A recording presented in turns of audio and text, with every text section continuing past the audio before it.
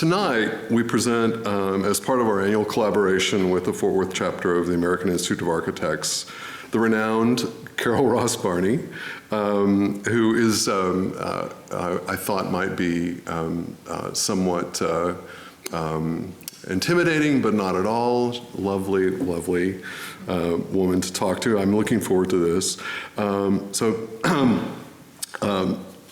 Ms. Ross Barney served as the lead juror for today's AIA Design Awards. She holds degrees from the University of Illinois and is taught at the University of Illinois Chicago and the Illinois Institute of Technology. She is a fellow of the American Institute of Architects and received the AIA Chicago Lifetime Achievement Award in 2017. Has spent her life in Chicago, a town that takes architecture seriously. And she's demonstrated a commitment to the public architecture in its broadest sense. In 1981, she formed her eponymous firm, Ross Barney Architects, whose watchword is "Design excellence is a right, not a privilege." Her clients have ranged quite broadly from the federal government. She was the lead designer for the building that replaced the Oklahoma City Federal Building after it was bombed by domestic terrorists in 1995. Quite a task. From that to the rebuild of an iconic urban McDonald's in downtown Chicago. She was awarded the Thomas Jefferson Award for Public Architecture from the AIA in 2005, and the jury noted then that her career demonstrates a strong sensitivity, care, and compassion for the public. Her projects not only listen and respond to users' needs, they also dignify them. And I think I will leave it there and introduce Carol Ross Barney, everyone.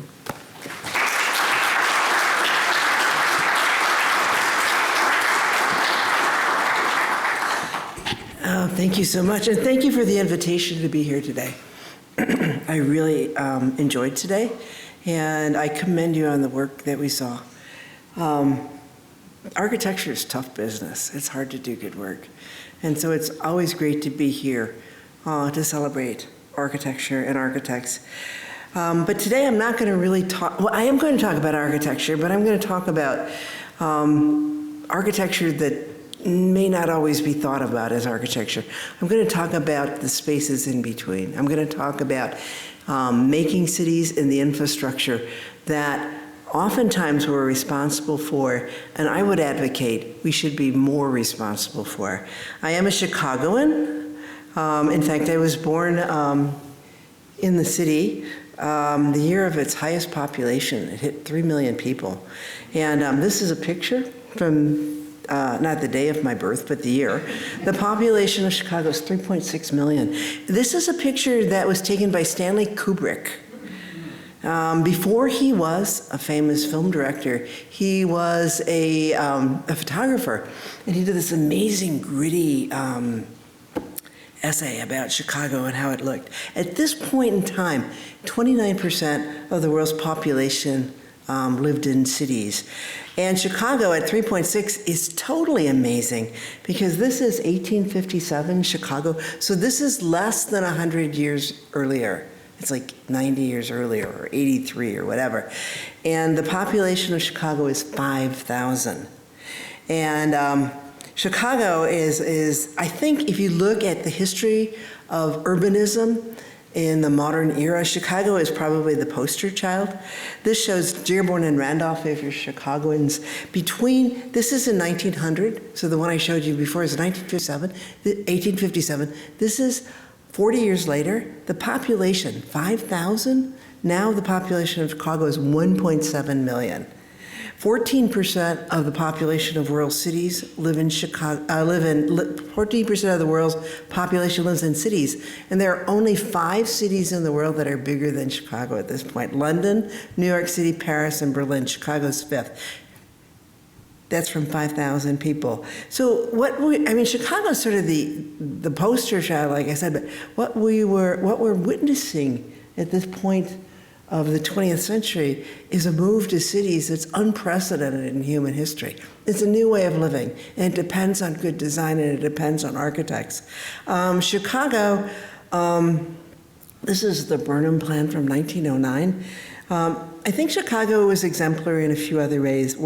One is this plan shows an understanding of the qualities that will make a city great. If you read the Burnham Plan, there's lovely drawings like this, but the real pieces of it are the improvement of the lakefront, the creation of highways, the improvement of railway terminals. The park system comes out of this plan. And Chicago's not alone. This is, I love this picture. This is one of the most, I guess, now unpopular architects on the planet, but really influential for my period. This is Corb, 1935, a master plan for Ville Reduce. It was a Paris suburb. And Corb thought he could control everybody and everything, but his motives were really great. He wanted to strictly zone the site, so separating housing and production, so that you would have the best place to live. No noise, good light. I'm not sure that the rendering's convincing. And at the other end of the spectrum, this is also 1935, and I find that so amazing because it's the same year, 1935. This is Chicago architect Frank Lloyd Wright. And you've probably seen this. This is Broadacre City. Wright is, if you have something that's 180 degrees away, Wright is 180 degrees from Corb. And he believed that he would take government lands and each family would be given 1 acre. And then you could live there and you could participate in the city because we had motor cars and we had telephone and we had telegraph and that type of, which isn't too far from post-COVID. But in any case, that city was his future city. And actually, neither one of them are right. But what is true is that cities became the most important thing that was happening in the 20th century, and I would argue into the 21st. Right now, I think it was about, maybe it was like at the beginning of the 21st century, searching for a year here, 50% of people lived in cities. This is worldwide. And that's really a remarkable number, but so what? That means 50% are not living in cities. This is the more remarkable number. 80% of our product, of our economy, happens in cities. So going forward, if we're going to be sustainable, if we're going to be learned, if we're going to be social, it's going to happen in cities. And so what I want to talk to you today is about the peripheral, about the future cities, but I really want to talk about the role that architecture plays in the spaces in between, but basically the need for infrastructure in cities. And in a way, that's changing as fast as cities are. This appeared in Chicago papers right after COVID, after the pandemic started. But it's amazing when you look at it. After COVID started, people had to rely on internet, broadband, to have basic education. This is the percentage. 30% is the dark number, but essentially 50% of the people at the beginning of COVID didn't have access to the internet. So this is sort of like the top of the deck illustration, but the bottom line is infrastructure will change. And while we don't necessarily affect the internet, we do affect that infrastructure, because those are the hard lines, the things that connect people, that connect our buildings, that connect our places of business and where we live. So I think that for me and for our practice, the most important thing that we've learned over the last few years, and we do a lot of infrastructure. I think sometimes people don't even call us architects because what we do, I'm not going to show you any buildings tonight, or I might show you one. But we do the spaces in between. And what we found is that the real need there is a need for design, the need to do an integrated design and to recalibrate these systems so that they are sustainable and they make cities better. They make the quality of life better. Just as an example of how it's not about buildings, it's about who we want to be and where we want to live and how we want to live. The first picture I showed you was very romantic, and that was because I wanted you to fall in love with me and the city of Chicago. However, that was the cover of National Geographic in 2013. It was July 2013, it was a cover. And the story behind this cover was that Chicago had more light pollution than any city in the world. And not only that, the story says that the World Health Organization, WHO, lists light pollution as a possible carcinogen. So, okay, this is a problem. The other thing that the WHO listed as a possible carcinogen was noise pollution. This is a noise map of Chicago, and the places that are the deep purple are over 90 decibels. If you couldn't work in those spaces and be compliant with OSHA. Just as an example, 90 decibels is a diesel truck running at 40 miles an hour, 50 feet from you, or listening to a lawnmower constantly. And interestingly enough, these are all sort of, they're interrelated because those places you're seeing, the big one is O'Hare, the other big one's Midway, and the lines in between are our expressways. So again, we're talking about infrastructure and how do we improve this to make our cities livable. So that's been sort of the theme of our practice, or one of our major challenges for the last few years. How do you tame infrastructure? How do you make it work in your cities? I think the answer is you design it, which sounds really simplistic, but I think one of the things that we've observed, we're often consultants to big engineers, infrastructure engineers, and what they lack is they lack the design process that we have, that architects do, basically that integrates things. For example, slide I just showed you is the site of one of our projects. It's a CTA station that's in the median of that expressway. And when we took our sound readings, it was over the 90 decibel number. Ironically, when the trains were not in the station. When the trains are in the station, it's actually quieter because you have barriers between the road noise and the people on the platform. But our design objective was to find a solution that solves the noise problem. But beyond that, when you start out with the primary thing, the primary objective of a canopy or a station is weather protection. The secondary, we've added it, would be acoustical improvement. And then by selecting the right material, which in this case was concrete, we could do something that was self-cleaning by using a photolytic concrete. We think an answer is good when it answers more than one demand. It's not good until it's that synchronous and it's that integrated. The other thing this adds, by the way, is construction efficiency. Unfortunately, the CTA did not build this solution because the chief engineer said, Carol, you know concrete is a really new material. It's like, Jim, the Romans built in concrete. However, I think that we're moving that way. What he meant was they had never built concrete canopies before, and that's true. And so that's the other piece that I think architects are required to balance in the equation that we do so well, because we don't worry about what we know. In a way, we worry about what we don't know. And that makes us problem solvers, and I think that skill is absolutely essential. And so we've been able to apply that to a lot of infrastructure in the city. And like I said, it's not buildings, but I think that in the end, it's this type of improvement and our type of attention as architects, all of us together, that will make cities livable. I'm going to show you right now two stations. Both of these are infill stations. There used to be stations here, but they were demolished for whatever reason. One of the reasons they were demolished, by the way, is the city felt that the interstate system would take over all transportation needs, so they demolished one of them. Well, they're both inner city stations. One is at McCormick Place, so if you were in Chicago for the convention, this is a station right near the convention. The other one is in River West, the Market District.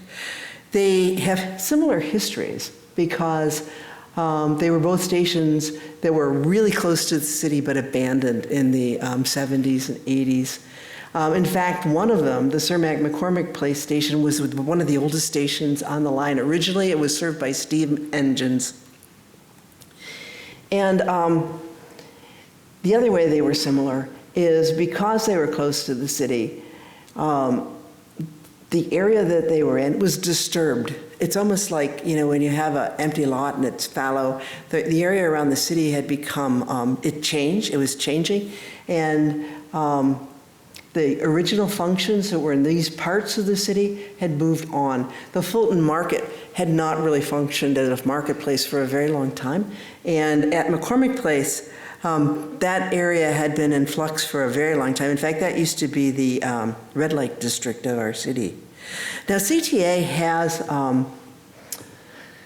I think they've become increasingly aware of the impact that design has on the system. It's the second largest system in the US, by the way, and it is the oldest system in the US. And you can see here that they have evolved design to the point where stations are important, but in general, they've been overlooked. So we've been really happy to participate with them in this sort of relook. One of the things that we've been tasked to do, for example, is look at materiality.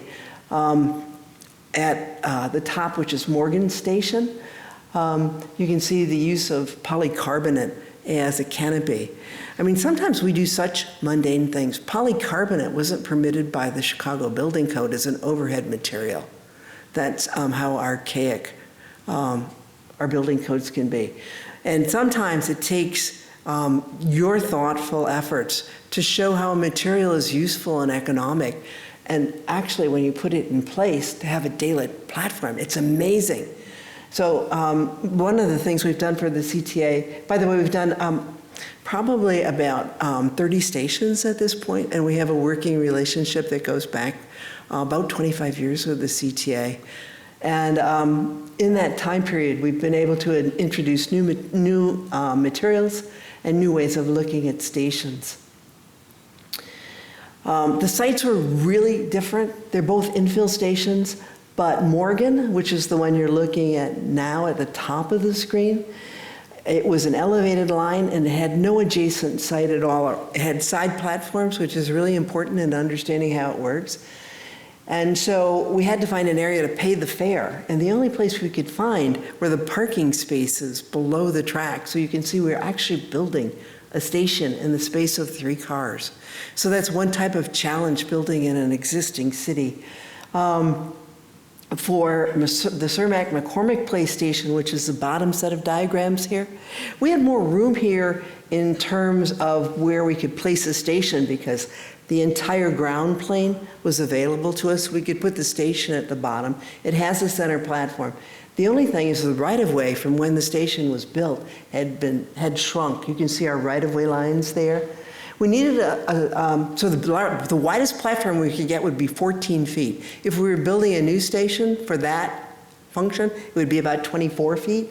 So we looked at how we could make the platform, we can't make it bigger, so we looked at making it more usable. Again, it was looking at the components. We needed a canopy to keep rain off people. We needed windbreaks to keep wind off the people. So you can see the sort of progression of these diagrams. The final idea was if we combined the canopy and the windbreaks, we could make a tunnel. And so basically it was the integration of those needs that gave the answer for this station. Really quickly, I'll show you around these stations. By the way, Morgan, if you went to the convention, this is the restaurant district in Chicago. When we built Morgan 5 years ago, that was not true. Of course, it's because of the station. No, I'm kidding. But the other thing, and I'll talk a little bit more about this in a few minutes, is when you work on this type of project, the return to the city is astronomical. I mean, this development around Morgan has just skyrocketed. So you see here the ground floor plan with the stations now in those 3 parking spaces.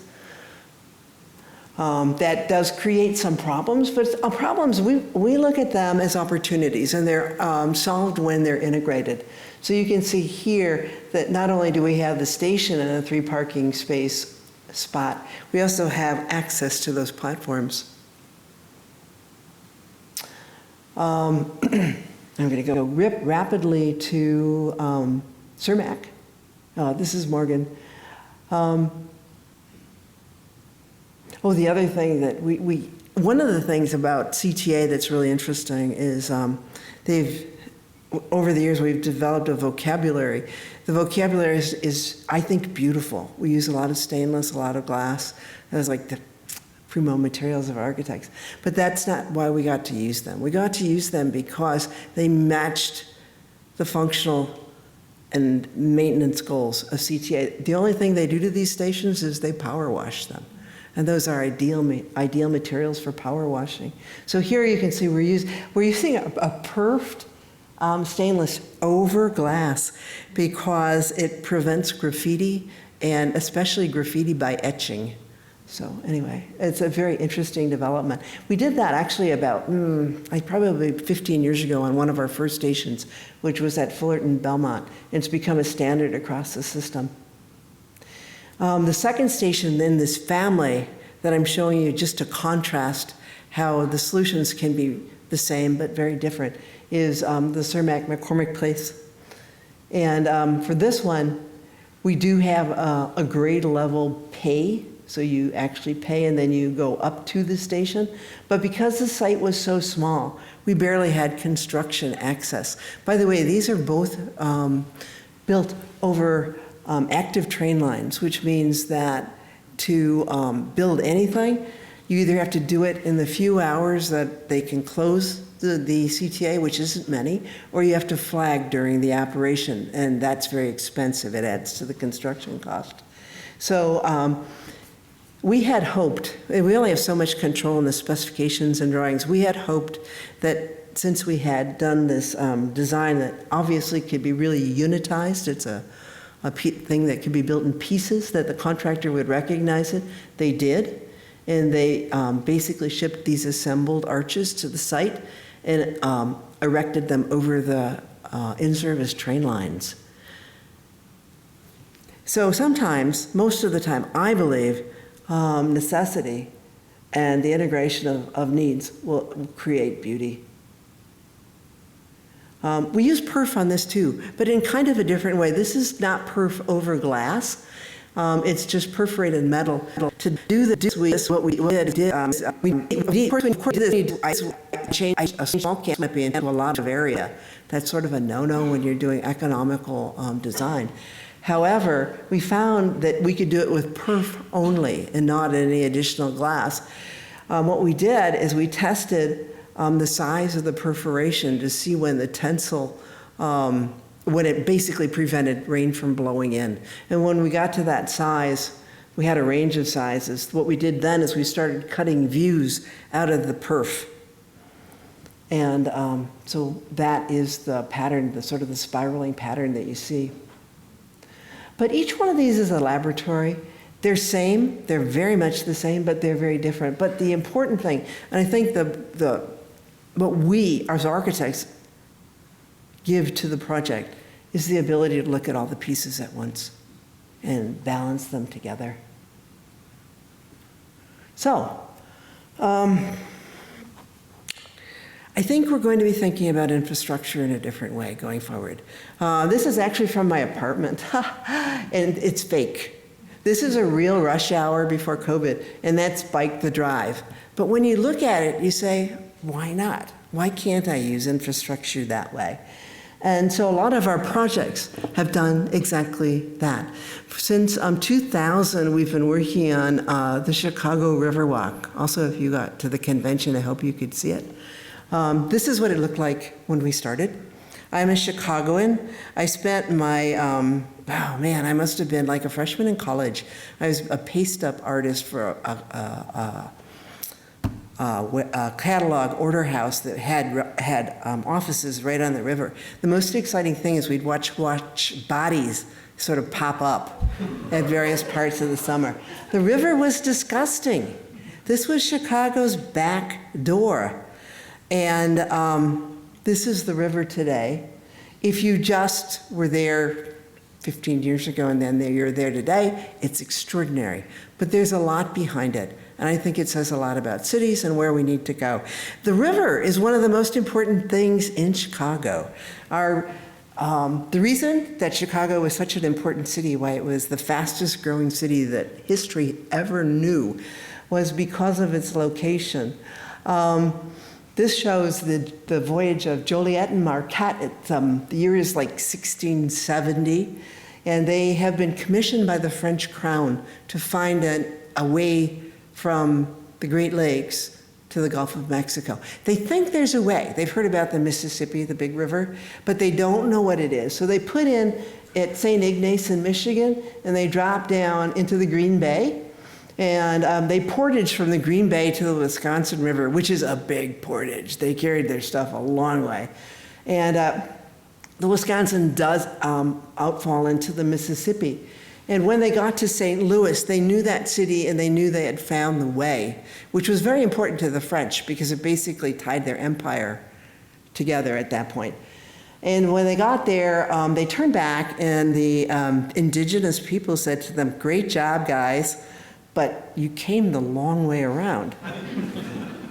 And so by advice, seriously, by advice of Native Americans, they went back up the Illinois River until they got to a little mud flat that is now called the Chicago Portage. It was called Mud Lake then. And this is the national divide of water, by the way. If you drop water in Mud Lake, it'll either go to the Great Lakes watershed and into the Atlantic via the St. Lawrence Seaway, or it'll go into the Mississippi and it'll land up in the Gulf of Mexico. So like the way the Rockies are to mountains, Chicago is to water.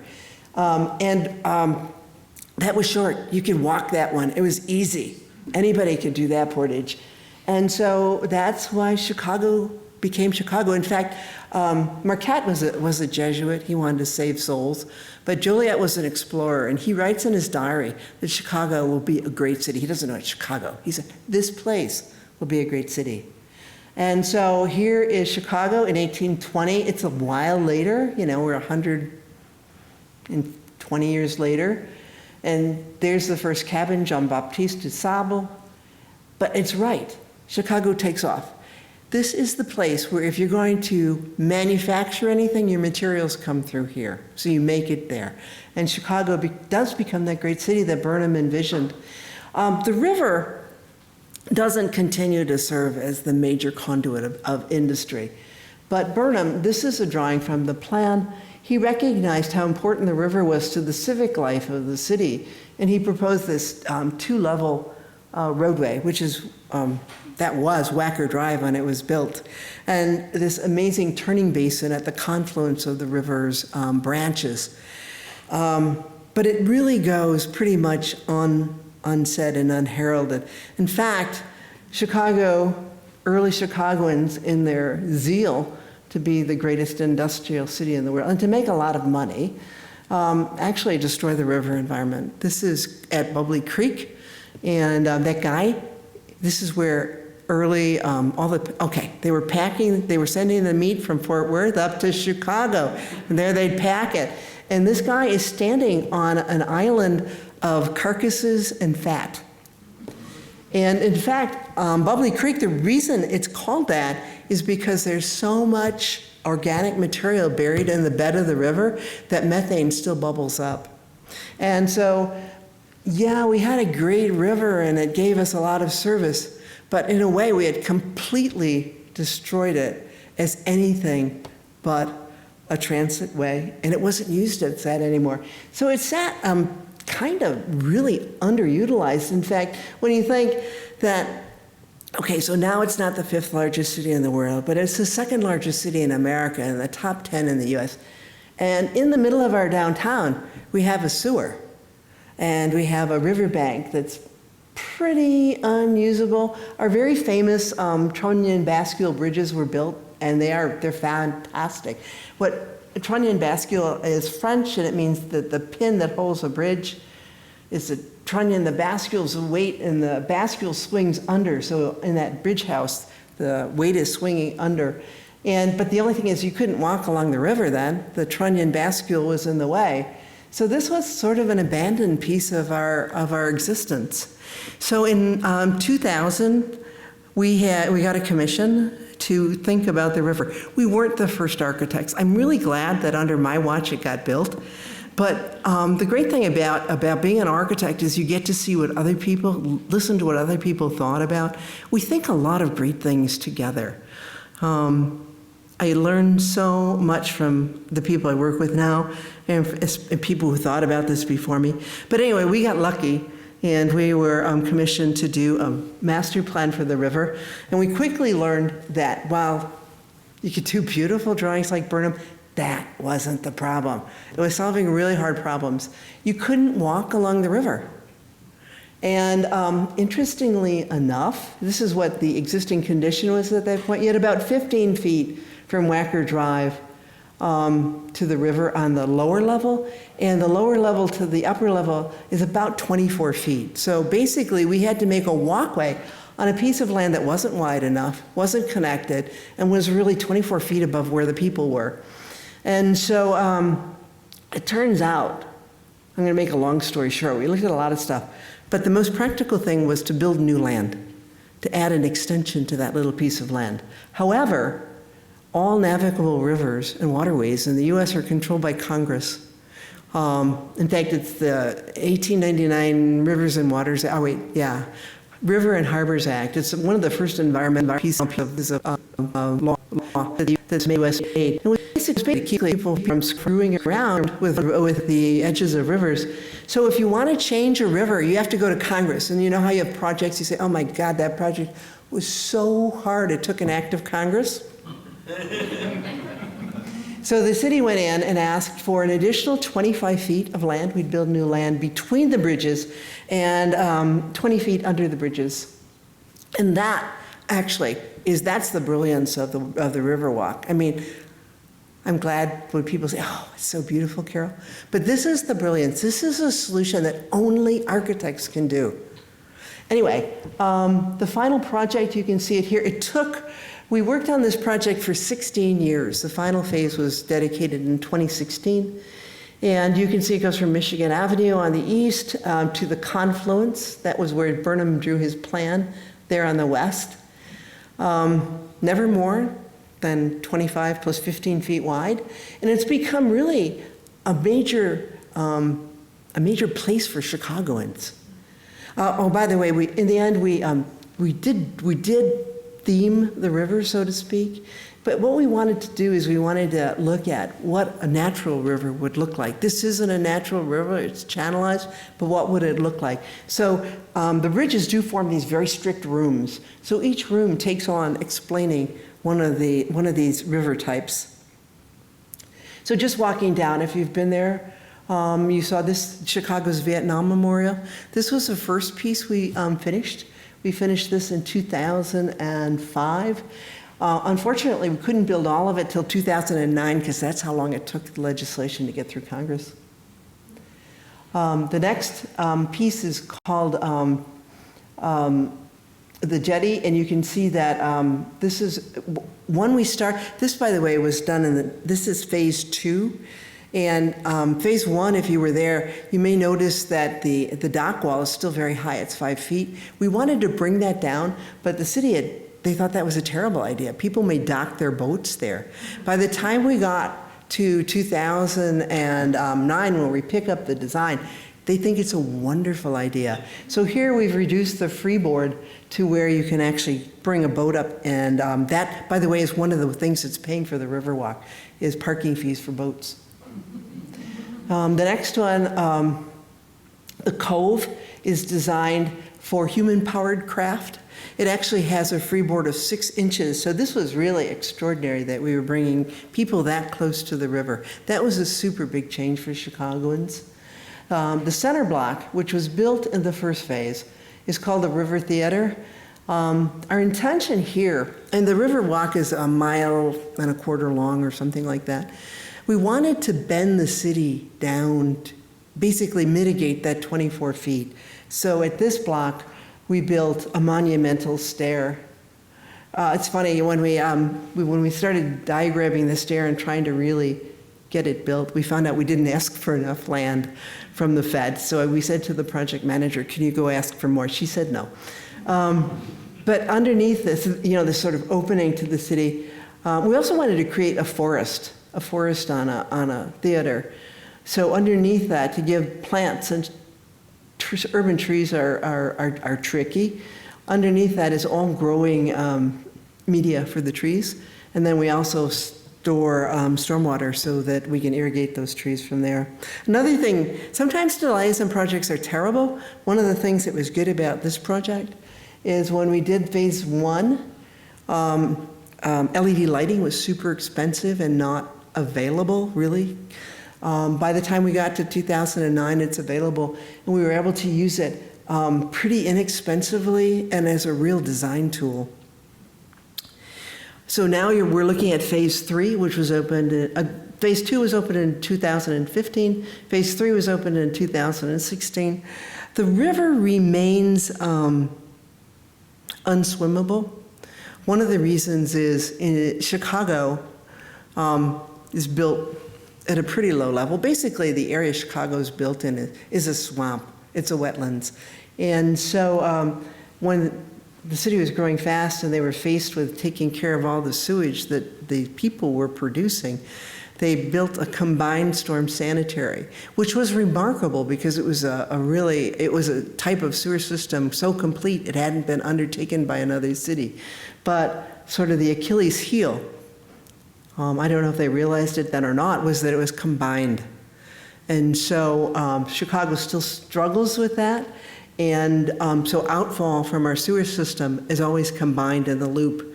And so the river quality, the water quality is way better than it was in previous years. But whenever there's an overflow event, we do have that problem. So the bottom line is you can't swim in the river according to water cleanliness standards. But we wanted people to feel like they could touch the water. So we introduced the next one, which is called the Water Plaza block. Interestingly, we wanted to call this a swimming hole when we designed it. And the Coast Guard told us we couldn't because they were afraid that people would jump in the river when they saw the name, that it was a swimming hole. Which also brings me to another point. The permitting on this job was unbelievable. I have basically a permit from everybody in creation, including the Army Corps, the Coast Guard, the EPA, everybody permitted to this job you could possibly think of. But I do think that's one of the things that we do better than anybody else. Anyway, the next block is called the Jetty. This is a revisitation of a natural riverbank, but interpreting it in a channelized river. So what you're seeing here are river plants. The outmost, closest to the river, are submergent plants. These are ones that float in the water and their roots get their nutrients by just dropping down into the water. The next layer back are emergent plants, which means that they're rooted, but they're floating in the water. And then finally, we have inundation-tolerant plants, which can live in flood conditions. And this is a condition of a typical Midwestern riverbank, but we wanted to make it look like an experiment, like an educational piece. So therefore, we turned it into almost like a farm. The other thing that's interesting is for years, the Friends of the Chicago River had maintained a fish hotel a few blocks from here. It wasn't very big. It was maybe like 10 feet by 30 feet. And, but they had some really interesting data and some really interesting design information. So underneath the jetty, we decided we would build the Conrack Hilton of fish hotels. And we took a lot of the information that they had gathered, the data, scientific data over the years. We understood that we had to create habitat because the river is channelized, there's nothing there. So we did that by using lunkers. We used covers on our piers that were punctured, and then that gave fish a place to hide and live. And then the plants were selected so that the microscopic creatures that fish eat, fish food, is growing in the biofilm of the roots. And the river is stocked by the Illinois Department of Natural Resources. And you can see that there are some big fish. I took that picture myself. That is a river catfish. And it's really fun. And the Park District now sponsors fishing programs for inner city kids on the river. My grandsons fish there. They say the fish are too small. They prefer other places. But, you know, when you're talking about a city, there are kids in Chicago that have never been to the lake. When you're talking about an inner city environment, being able to turn those resources into recreation, into education, it's invaluable. Interesting things about building it. The original Burnham Wacker Drive was built on wood piers. They were in great shape. In the end, we used a really old-fashioned way of building new land. We used sheet piling. I'm going to go back there. And then we put a slab, it's not in here, from the edge of the new sheet piling back to the original Wacker Drive construction. By the way, it is a slab. It is elevated construction because there's so much muck, uncompressed organic material at the bottom of the river that we couldn't reliably predict when it would be compressed. And so therefore it's all on an elevated slab. So everything you see is really planters there. The other thing that was super interesting to me, but again, I like challenges that are like crazy challenges. This is 2 weeks after the Riverwalk opened, and Blair came, we had one, you know, and it was called 100-year rain. I think it's like an every-year rain now.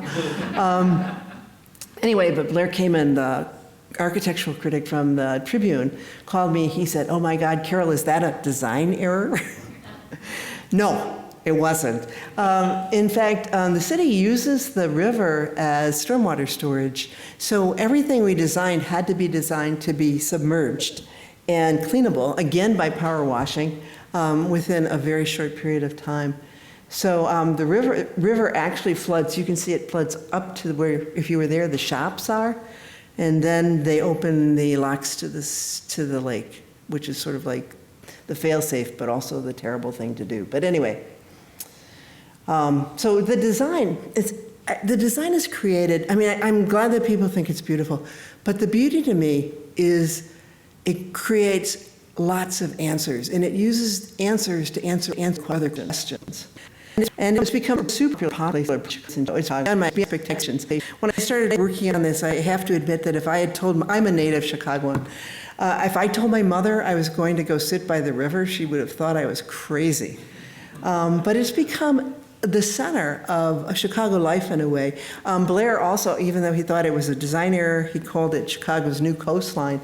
And this drawing just shows the buildings that have been developed since 2008. Along the river with its increasing quality, the economic benefit it lends a city. So this is a little project, but when you spread out its influence, and again, it's infrastructure, it's a space it's a space in between. It becomes really important to the livability and to the economy of our cities. So I would be remiss, though, if I told you it was only the beautiful architecture and wonderful engineering. The other thing is Chicago has been, I wouldn't say willingly working, but they are willingly working, almost forced by the EPA to clean water. You all know that the river was reversed. That's like an engineering feat of the last century. When we reversed it, what we managed to do is send all our sewage to St. Louis. Actually, and it didn't go that great after a while. And so the cleanliness of the river has been a continuing problem. And some of the big changes just to let you know that it's not just an architectural problem. You can see here, this is a survey in 1975, again by the Illinois Department of Natural Resources. It's a fish census of the main branch of the Chicago River, the main stem. There were 7 species of fish in the Chicago River, and probably most of those were carp, like goldfish, they got away. What the real change was, with Chicago, they were forced to clean their water, but what they would do is they'd return the chlorinated, treated water to the river, which left it uninhabitable, either by plants or animals. So you can see right there where they stopped chlorinating. They didn't stop chlorinating the effluent, but what they did is they removed the chlorine. And at that point, the species of fish started increasing. Today, there are over 70 species of fish living in the Chicago River. And they're things that you like, that you want to eat. They're bass, and there's crappie, and there's sunfish. And water quality is the other reason, and it's how we play in this much bigger place. And working on the river has been super interesting because it's led to other projects. Our Great Rivers, where we looked at the river for communities up and down river. This is funded now by a community fund, and some of these projects are actually being done by small community groups. This was one where we imagined turning a little canal into a swimming pool for a park. When we went out there, we did a lot of community engagement, interaction. The smart-ass kids were calling this Ass Creek because the canal smelled so bad. It turned out, though, by working, that meeting put them together with the Water Reclamation District, and what they did is they started just pumping the water, and that helped enough to improve the quality.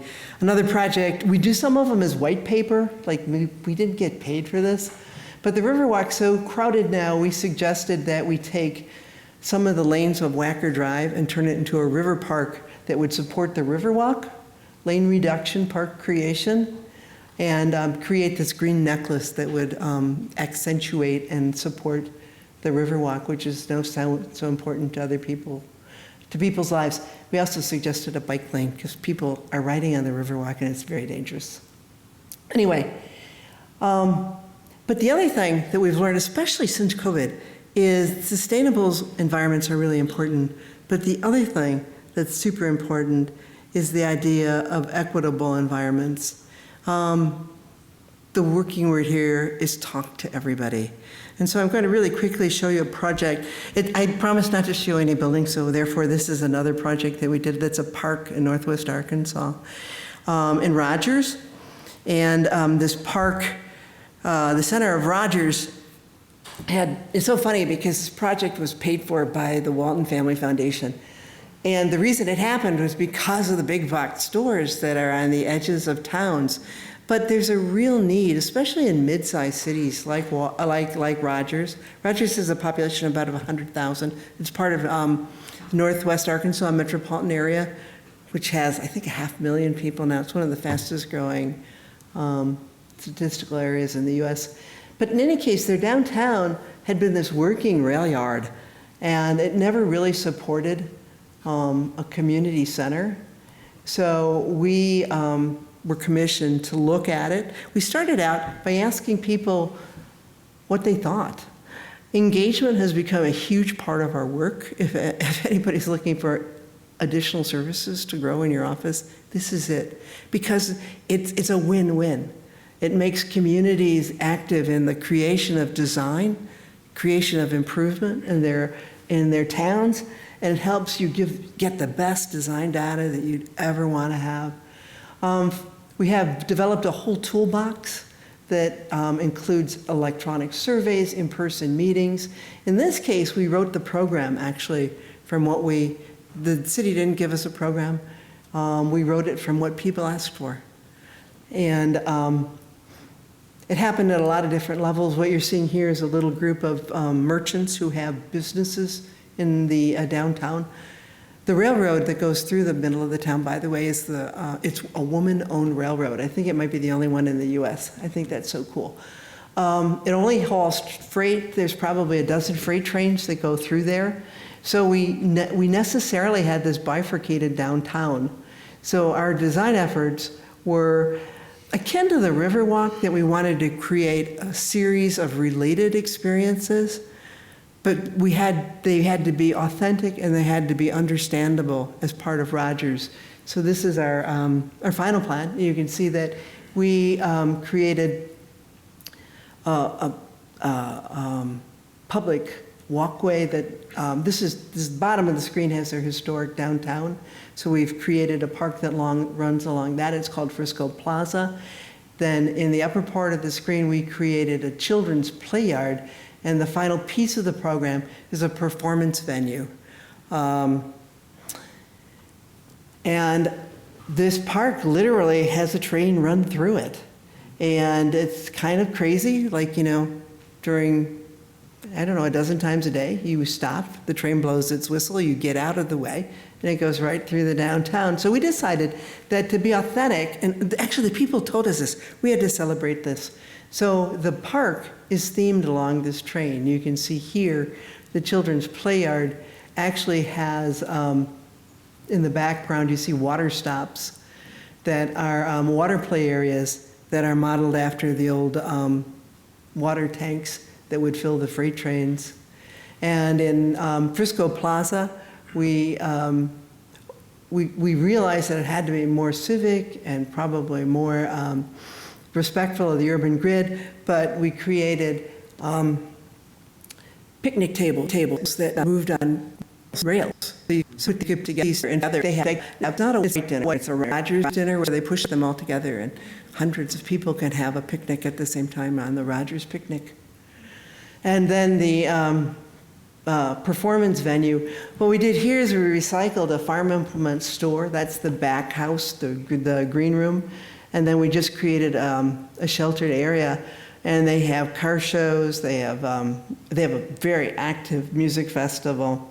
And it celebrates the fact that this was a stop on the Butterfield stage. So this is the stage, the stage. Yeah, very clever. And then this is the children's play area that celebrates the idea of the water stop, which is what Rogers was. That's why this town is here. It's a water stop. And then the final thing, and this is the last, I am going to show you a building. I'm cheating. This is the last project I have. The last thing is, especially during COVID, we learned that sustainable was important, but healthy was important. And those things are so intrinsically linked. It's almost amazing. We've been working for McDonald's doing restaurants. I never saw myself doing McDonald's. And I especially didn't see myself doing a sustainable McDonald's because you're eating beef, right? How sustainable can that be? But one of the interesting things about McDonald's is that's one of their highest corporate values. And so we've been engaged for 3 years now to think with them about how efficient their restaurants can be. So this one in Chicago, the Chicago Flagship, is LEED Platinum. And interestingly, it provides about 60% of the energy that it uses with the solar array that covers the site. The other thing that's important is we reused about 65% of the building. And these projects that we're doing now, they call them, you know, they're sort of their showplace stores. But what we're learning, the next step is to apply these to stores all around the world. And you're talking about thousands and thousands of stores. So even though it starts out as a little experiment, it can turn into a much better, bigger and better thing. So this has a whole menu of interesting ideas. All of them won't make it to the prototypical store, but we're gathering enough data so that we know what will and won't work. The other thing that was nice about working for McDonald's is they have a great sense of adding to the community. Their idea here in Chicago was this is a community that's going residential now. And so this flagship wants to create a park space for those communities and create the space that's lacking. The other flagship we did for McDonald's is in Disney. Here, we're not talking about a community. This is the only privately owned building in Disney World. They have a very special relationship with Disney. And it's so funny, we suggested that they look at sustainability seriously and record it. And so that first store was LEED Platinum. And so they came back with the second store and they said, well, can you make this one net zero? It's like, okay. Food cooking is one of the most energy intensive things you can do. It's hard to make a kitchen. So we started out, and this is really important to me these days because, I think sustainable, when you talk about net zero, you can always build enough solar panels or do enough wind power. The question is how much carbon you want to invest and how much money you want to invest. And so the first thing we did is we looked at how efficient we could make this restaurant. The restaurant that was on the site before was using about 1 million kilowatt hours a year of energy. And we theorized that we could get down to 700,000. In fact, we did. And then we built a building that was built for 700,000 kilowatt hours. I hope that in the future we can do even less. To do that, though, we had to, I'm going to go back. We had to very carefully look at a few things. You can see the kitchen equipment is the big user there. The other one is human comfort. And so those were the two things we worked on. Disney, McDonald's restaurants, generally, however many lines they have, everybody here has probably had to know someone who's worked at a McDonald's. They have multiple lines so that they can cook a lot of hamburgers at once. They're always on. When the store's open, they're on. So one of the most sensible things we did is we introduced a standby. We also, we cook with electricity in both these stores, which is a new thing. The other thing we talked about a lot is human comfort and how that changes from site to site. In Florida, what we did is we introduced a building that breathes. These louvers open up when we reach certain environmental conditions, and the building is naturally ventilated. And we use about, we can spend about 65% of the year with the building being completely open with natural conditions. The only thing we add is shade and ventilation. The other thing we did is we added outdoor eating areas in Florida. That's a natural. But these weren't things that were part of their standard kit. So the next step is to make it part of the standard kit and to make these infrastructure pieces as sustainable as possible. I like this photo because, in a way, for me, I love it because I think, for me, Chicago is so amazing. It's this amazing flat lake. And it has, the lake it's the largest source of fresh water in the world, these Great Lakes together. And it crashes into this amazing flat prairie. It takes up half of a continent. And there is a city. And there is where we have to navigate these challenges between our planet, between the natural world, and what we need, the built world, what we need to live, and how we live together. And so, and we do buildings also, but I really love talking about the spaces in between and how we can make cities better and how we can make better places for people to live, equitable places, healthy places. So thank you very much. That's my last slide.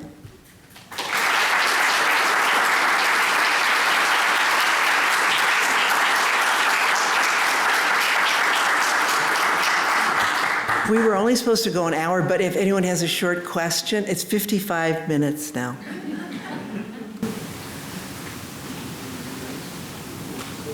Okay. Way in the back. I see you. My only connection to the river in Chicago is on the tourist boat going down the river. I didn't see any improvements that you showed, so you need to get the tourist people to show those. Oh, really? Which boat tour did you take? It's really architectural tour. Oh, the CAC? I cannot tell you. Oh, golly, I don't know. They talk extensively about the river. In fact, I've trained the docents. So I don't know. They should have said Carol Ross Barney. She created all this. No, I'm kidding. Your other comment about infill, cities have to worry about infill, that's the only place we have to go, because land is not there anymore, as to how we handle infill, and I was interested in your comments on it. You know, that is a really interesting topic, and I don't know. I don't have an answer for you that I say, oh wow, you know, this is where I think it's going. I'm fascinated by it though, because for me, working in Rogers, and we're also working in a bunch of mid-sized cities now. They're really desirable places to live. They have a lot of the amenities that people need to live productive, happy, useful lives. And they're not the archetypal city. They're not dense, but they have qualities that I think recommend them as sustainable and improvable. So I think that they've been neglected a lot by planners. And I'm not sure that density is the only factor or the only attribute of cities that's really valuable going forward. I think it's really the integration of all these needs that is. We're working in China too. I take that back. Before COVID, I was working in China. I was going there like every couple months to see this project we're doing. I haven't been there since. And if I go, I think they'll keep me because you can't go to China and get out. You know, you have to stay forever. But I think the American cities are the most important model of cities right now. And I think in the end that'll be what we have to solve. And we have a lot of things we need to solve. Density is only one piece. I think we were talking about this today during the jury, accessibility, how you get from spot to spot. Do you take a car? Do you walk? Do you take a bike? Is really important. And we haven't solved it. And we haven't, first, talk about equity, we haven't solved it for all ages. As I get older, I realize that, man, pedestrians are great, but you know, I don't want to carry my groceries 2 blocks. And so I think that there's a lot that we need to perfect about cities. I don't think it's only about density. I think there's a lot of qualities that we need to think about and integrate. I think you're right. With infill and the spaces between you spoke of are interesting things. They're the necessary parts of the city. Yeah, I do. I think we, as architects, have such a role to play, and often it's not. I think that design is a superpower that we have to integrate these things and make them answer more than one problem, make them answer the real problem. But anyone else? Well, thank you. Thank you. Thank you.